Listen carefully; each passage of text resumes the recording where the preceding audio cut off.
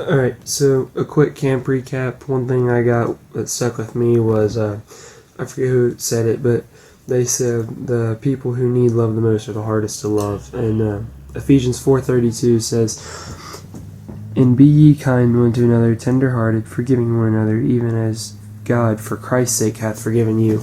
I want to read one more, Luke 6:35. But love ye your enemies, and do good, and lend, hoping for nothing again. And your reward shall be great, and ye shall be the children of the highest, for he is kind unto the unthankful and to the evil. So, one thing both of those verses have in common is they always point back to Christ, or verse 35, Luke says the highest, which is obviously we know God. Everything we do should be with a Christ mindset, with the idea that we're trying to be as close to Christ as we can.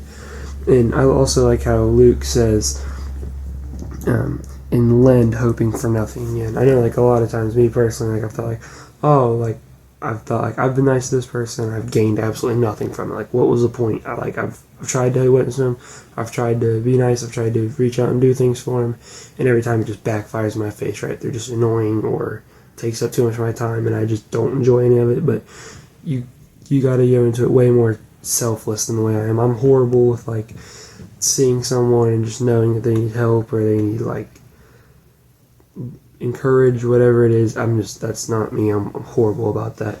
But I also like how Ephesians 4, when it says forgiving one another. See, like, I know at camp, when you're in a cabin with the same group of people, there will be some people you grow really close to, and other people that will bug you to death. And the first day you tolerate them, the second day they kind of getting on your nerves, third day you just want to stay away from them, and the fourth day you're ready to strangle them, right? Everyone's got those people.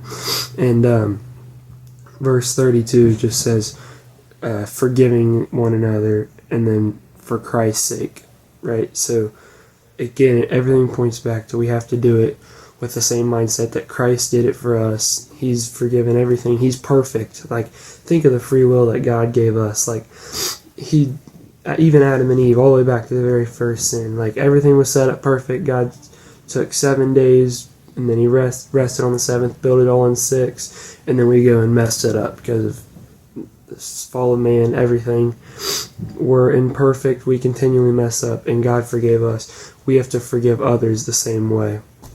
Just keeping Christ first. The biggest thing I took away from camp was just that I need to lift people up more and be much, I'm horrible with words, empathetic.